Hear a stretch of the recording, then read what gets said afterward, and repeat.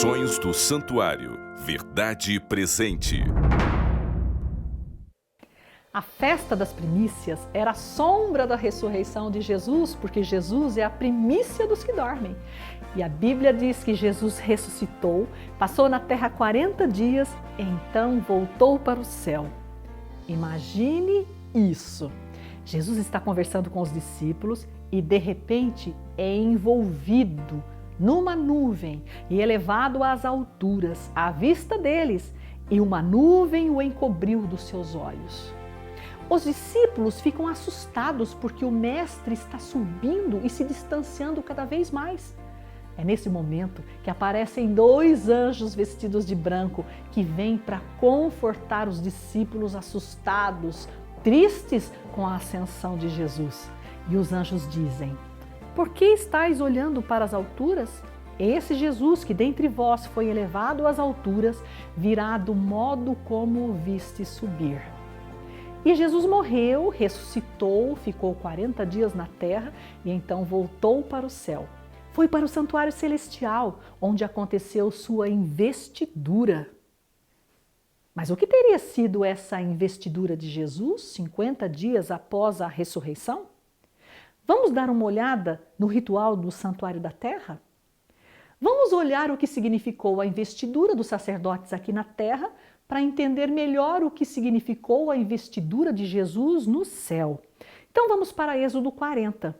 Conforme vimos na lição anterior, o tabernáculo construído por Moisés no deserto ficou pronto. Levou meio ano para ser construído e Deus vai ungí-lo. Deus unge os sacerdotes e depois unge o santuário inteiro em sua inauguração.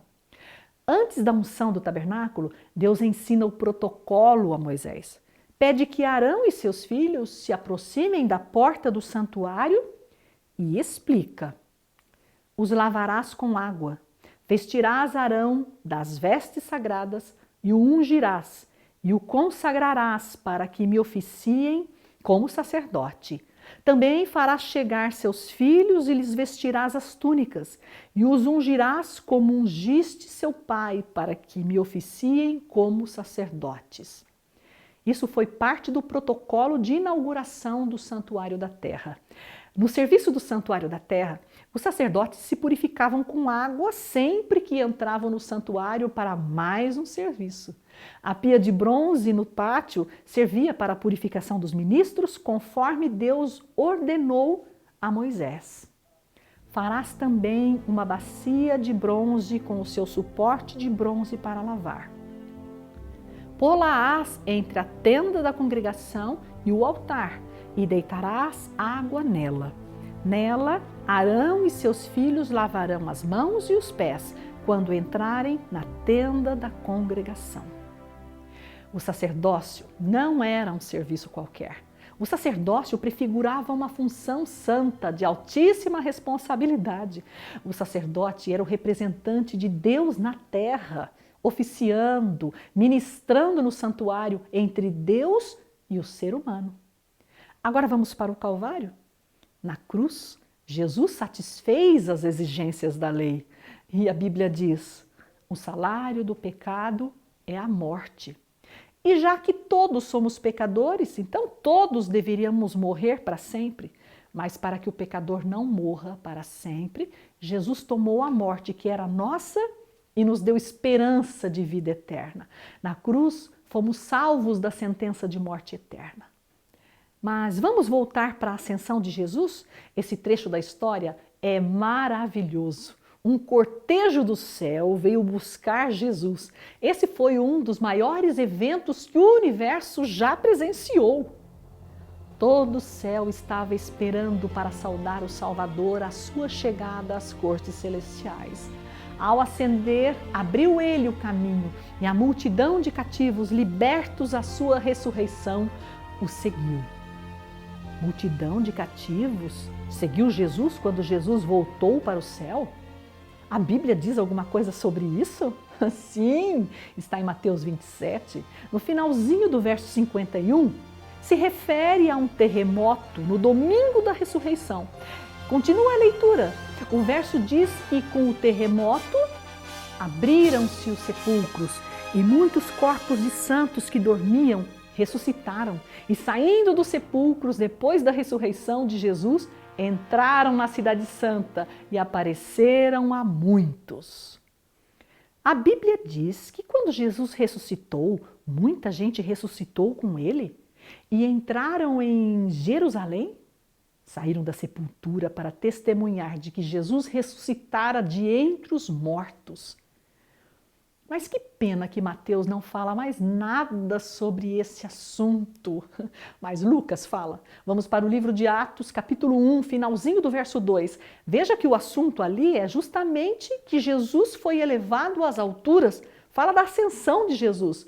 E o verso 3 diz que durante aqueles 40 dias que Jesus fica ressuscitado na terra, ele se apresentou vivo, com muitas provas incontestáveis, aparecendo-lhes durante 40 dias e falando das coisas concernentes ao reino de Deus.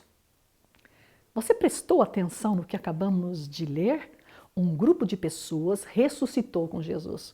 Esse grupo entra em Jerusalém, conversam com os moradores da cidade sobre o reino de Deus. Esses ressuscitados são testemunhas de que o Nazareno era mesmo o Messias tão esperado. Por isso estavam vivos novamente. Uau! Eu queria tanto ouvi-los. Eu queria tê-los ouvido, dando testemunho, encorajando o povo. Gente, Deus precisou agir de modo extraordinário porque havia muita coisa em jogo.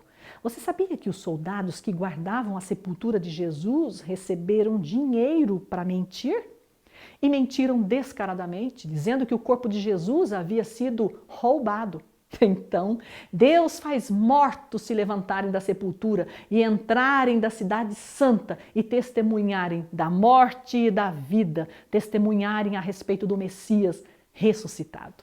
Ai, como eu queria ter ouvido aquela gente. Percebeu isso?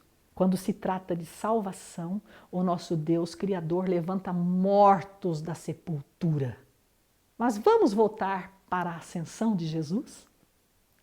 A hoste celestial, com brados de alegria e aclamações de louvor e cântico celestial, tomava parte na jubilosa comitiva. Ao aproximar-se da cidade de Deus, cantam como em desafio os anjos que compõem o séquito. Levantai, ó portas, levantai. Levantai, ó portais eternos, e entrará o Rei da Glória. Jubilosamente respondem as sentinelas de guarda. Quem é o rei? Quem é o rei? Outro grupo responde, o Senhor forte e poderoso, o Senhor poderoso na guerra. Levantai, ó portas, as vossas cabeças, levantai-vos, ó portais eternos, e entrará o Rei da Glória. Que celebração! Pedro se refere a esse dia, dizendo que Jesus, depois de ir para o céu, está à destra de Deus, ficando-lhe subordinados anjos, potestades e poderes.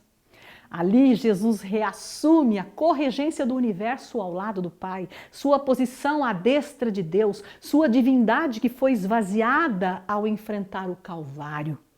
Sim, Calvário foi coisa muito séria. Jesus correu riscos enormes por amor a mim e a você. A Bíblia diz que Jesus, subsistindo em forma de Deus, não julgou como usurpação ser igual a Deus. Antes, a si mesmo se esvaziou, assumindo a forma de servo. Que grandiosa é essa afirmação! Jesus se esvazia da divindade, assume posição inferior à de um simples anjo criado por ele mesmo. Esse pensamento me faz tremer. Mas a Bíblia também explica que Jesus, depois de ter feito a purificação dos pecados, assentou-se à direita da majestade nas alturas, tendo se tornado tão superior aos anjos quanto herdou o mais excelente nome do que eles. Na cruz, Jesus faz a purificação dos pecados. Sabe que pecados? O apóstolo Paulo diz que Deus foi tolerante e deixou impunes os pecados anteriormente cometidos, os pecados anteriores à cruz. Isso significa que Jesus perdoa os pecados da humanidade na cruz, anulando a sentença de morte que estava sobre a humanidade. Sabe qual a sentença? Aquela que diz: a alma que pecar, essa morrerá. Alma é sinônimo de pessoa, de vida, então a pessoa que pecar morrerá. Então, por causa da cruz, a alma que pecar, mas que se reconcilia com Deus através do perdão, recebe perdão imediato, completo.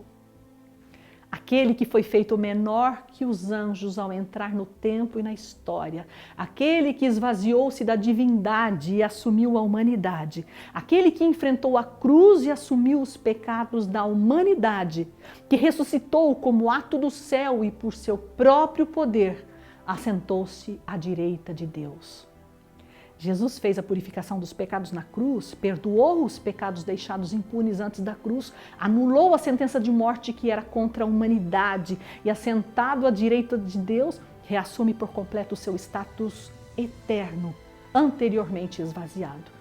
Tudo isso para continuar nos purificando dos nossos pecados diariamente. E exatamente porque seu esvaziamento foi sobremaneira importante, que sua investidura foi também sobremaneira importante. Pelo que também Deus o exaltou sobremaneira e lhe deu o nome que está acima de todo nome. Na investidura de Jesus, todos os atributos de majestade, dignidade e esplendor são conferidos a Cristo. Vemos nessa festa um eco da oração sacerdotal de Jesus quando ele pedia para que fosse glorificado com a glória que teve com o Pai antes que houvesse mundo. Antes da cruz, a divindade lhe pertencia por direito. Depois da cruz, a divindade lhe pertence por mérito. Vamos repetir essa frase? Fala comigo. Antes da cruz, a divindade lhe pertencia por direito. Depois da cruz, a divindade lhe pertence por mérito. Glórias a Deus. Anjos, querubins e serafins ouvem a voz. Milhares e milhões de seres celestiais ouvem a voz. Representantes dos incontáveis mundos habitados ouvem a voz. Os ressuscitados com Jesus, levados da nossa terra, ouvem a voz e todos se colocam de joelhos e confessam que Jesus Cristo é Senhor. Quando Jesus era investido no céu, o Pai fez cair sobre ele o Espírito Santo. E você sabe o que acontecia nesse momento na terra? Então vem comigo para Jerusalém, entra comigo numa sala onde estão todos os discípulos reunidos. Enquanto o Pai ungia Jesus com o Espírito Santo no santuário celestial, os discípulos oravam no cenáculo. Se humilhavam em consagração, pedindo que Jesus enviasse o Consolador prometido. E Jesus o enviou, do céu à terra. E que manifestação de poder aconteceu ali? Vamos ouvir Pedro falando sobre isso, sobre o que aconteceu lá no céu, quando Jesus foi investido como sacerdote e rei no santuário celestial. Ele conta sobre a exaltação de Jesus no céu e os resultados disso na sala do cenáculo, quando os discípulos receberam o dom do Espírito Santo e falavam línguas estrangeiras e tinham fogo sobre a cabeça. Exaltado, pois, à destra de Deus, tendo recebido do Pai a promessa do Espírito Santo, derramou isto que vedes e ouvis. E o que é que os ouvintes de Pedro viam e ouviam? E viam um novo Pedro que falava com linguagem clara e ousada, palavras cheias de amor e poder. Era outro Pedro, poderoso, ardente, que tinha fogo do Espírito Santo na alma, tinha o fogo do Espírito Santo nas palavras. Espírito Santo que era derramado pelo Pai sobre Jesus, porque naquele exato momento, no santuário celestial, Jesus era investido com a glória que tinha com o Pai antes que houvesse mundo. Esse assunto me deixa extasiada. E você, o que você acha? No santuário da terra, os sacerdotes eram preparados para ministrar nos lugares santos, porque eram os responsáveis pelas questões relacionadas ao pecado, o arrependimento e o perdão. Eles representavam Deus na terra e falavam em seu nome. Assim também o nosso amado Senhor ungiu e foi ungido para reassumir o seu lugar no céu. Não pecou, mas foi feito pecado em nosso lugar. Não pecou, mas foi tentado em todas as coisas, sem pecado. Nem por um momento devemos brincar com o pecado. Pecado é coisa séria. Pecado mata. Pecado precisa ser confessado e abandonado. A sentença de morte que estava sobre a cabeça da humanidade foi lançada sobre os ombros de nosso amado Salvador. Por isso, foi totalmente anulada na cruz. Qualquer pecado confessado e abandonado foi e é totalmente perdoado por causa do evento cruz de Jesus. A Bíblia diz que devemos nos alegrar em Jesus, por intermédio de quem recebemos agora a reconciliação. Na cruz, Jesus reconciliou o mundo com Deus ao pisar a cabeça da serpente. Acabou definitivamente com as prerrogativas daquele anjo caído de ser Deus. Você lembra qual era o pensamento daquele anjo antes de ser expulso do céu? Subirei acima das mais altas nuvens e serei semelhante ao Altíssimo. Mas Jesus ainda não destruiu a serpente. É necessário que o conflito cósmico envolvendo o céu e a terra prossiga por um pouco mais. Que loucura isso! A palavra da cruz é loucura, a pregação do Evangelho é loucura, as coisas do Espírito de Deus são loucura. E o que é que torna tudo isso loucura? É Jesus Cristo. Sabe por quê? Pelo fato de quem esteve pregado na cruz do Calvário. Após sua ressurreição, Jesus foi investido no céu, reassumiu sua posição real à destra do Pai com a função de lidar com os nossos pecados continuamente. Porque Ele é fiel e justo para nos perdoar de todo o pecado e nos purificar de toda injustiça. Observe os móveis do santuário terrestre.